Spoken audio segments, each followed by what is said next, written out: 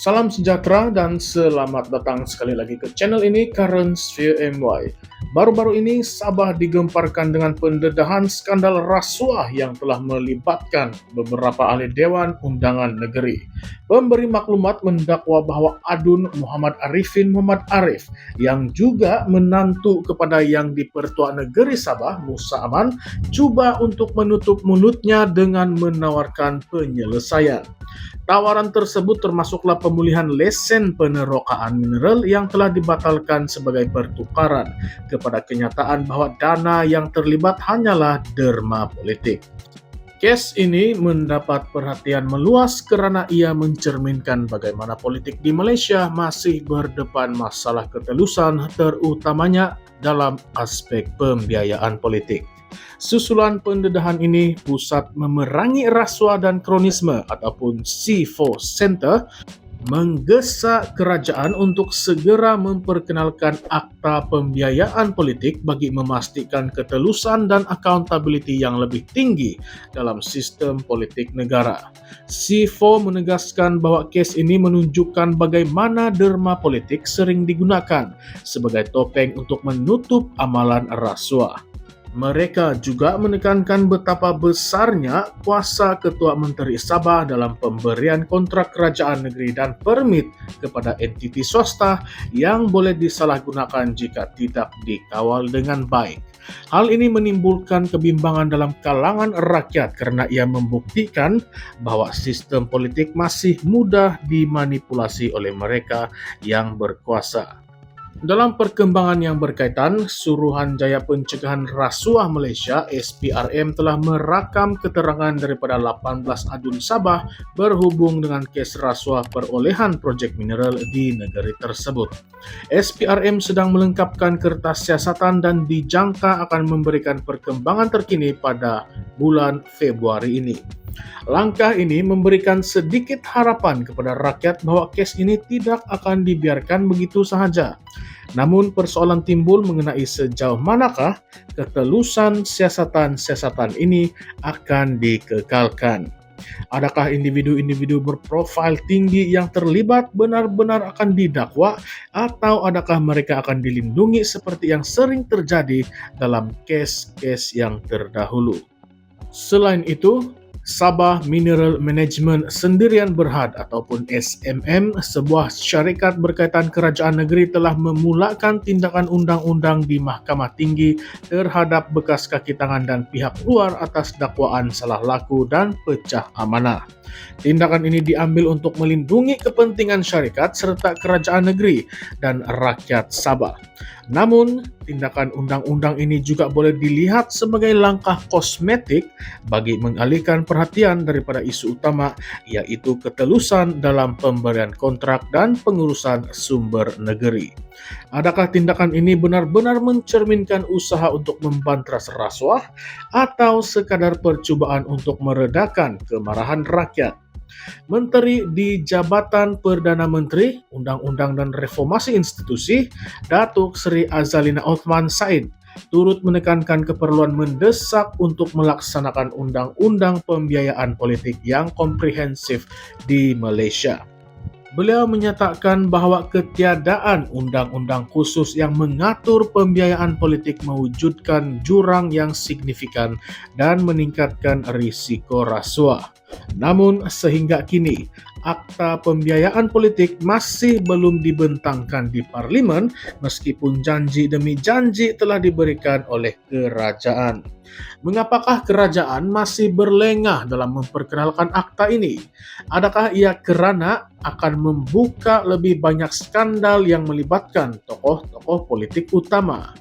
Pendedahan skandal rasuah di Sabah ini menimbulkan beberapa persoalan yang memerlukan perhatian serius. Adakah derma politik sebenarnya digunakan sebagai alat untuk mengaburi mata rakyat terhadap amalan rasuah? Kes ini menunjukkan kemungkinan bahwa derma politik dijadikan alasan untuk menutup transaksi yang tidak sah. Ini bukan kali pertama derma politik menjadi isu besar di Malaysia, karena sebelum ini skandal 1MDB juga dikaitkan dengan derma politik dari luar negara. Namun sehingga kini tiada undang-undang yang jelas untuk mengawal seliak perkara ini. Jika derma politik terus dijadikan alasan untuk menutup skandal rasuah, bagaimana rakyat boleh yakin bahwa kerajaan benar-benar komited dalam memerangi rasuah? Selain itu, sejauh manakah kuasa eksekutif di peringkat negeri disalahgunakan untuk kepentingan pribadi atau kroni? Dakwaan bahwa permit dan lesen boleh diberikan atau ditarik balik atas budi bicara individu tertentu menimbulkan kebimbangan mengenai penyalahgunaan kuasa. Adakah ini bermakna seseorang yang mempunyai hubungan rapat dengan kerajaan negeri boleh mendapatkan proyek dengan mudah tanpa perlu melalui proses yang adil dan telus?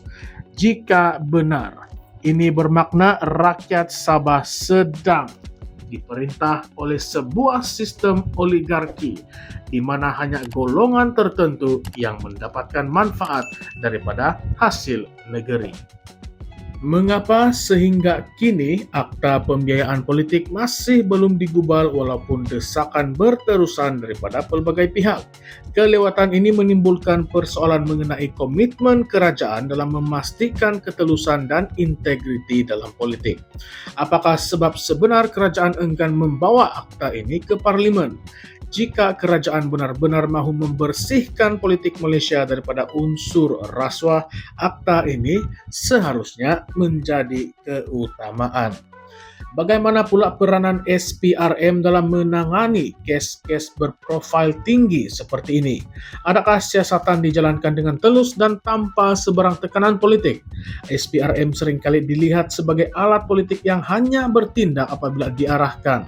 Sebagai contoh, beberapa kes rasuah yang melibatkan pemimpin pembangkang sering mendapat liputan meluas dan disiasat dengan pantas. Manakala kes yang melibatkan pemimpin kerajaan kadang-kala ditangguhkan atau dilenyapkan begitu sahaja. Jika SPRM benar-benar bebas, rakyat perlu melihat tindakan yang sama rata terhadap semua pihak tanpa mengira kedudukan politik mereka. Selain itu, kerajaan Madani juga dikritik kerana menghalang rakyat daripada mengadakan protes menentang rasuah. Merujuk kepada dua perhimpunan yang dianjurkan oleh Sekretariat Rakyat Benci Rasuah, SIFO mengkritik kerajaan dan pihak berkuasa kerana memanggil aktivis mahasiswa untuk disoal siasat. Ini menimbulkan persoalan sama ada kerajaan benar-benar komited dalam membantras rasuah atau hanya menggunakan kuasa mereka untuk menutup mulut rakyat. Jika demonstrasi menentang rasuah dianggap sebagai satu ancaman kepada kerajaan, adakah ini bermakna kerajaan mempunyai sesuatu yang ingin disembunyikan? Isu-isu ini memerlukan perbincangan mendalam dan tindakan tegas daripada semua pihak terlibat untuk memastikan integriti dan ketelusan dalam sistem politik dan pentadbiran negara. Rakyat berhak mengetahui kebenaran dan kerajaan perlu bertanggung jawab dalam memastikan keadilan ditegakkan. Akta pembiayaan politik perlu segera diperkenalkan. SPRM harus bertindak secara bebas tanpa campur tangan politik dan sistem pentadbiran negeri perlu diperbaiki agar tiada lagi penyalahgunaan kuasa yang memberi kesan negatif kepada rakyat. Apakah pandangan Anda semua ataupun apakah pendapat Anda? Sila ulaskan, sila tuliskan di dalam ruangan komen di bawah dan jangan lupa untuk like, share, dan subscribe kepada channel ini Currents via MY. Sekian sahaja untuk video kali ini. Terima kasih semua. Jumpa lagi di video yang akan datang.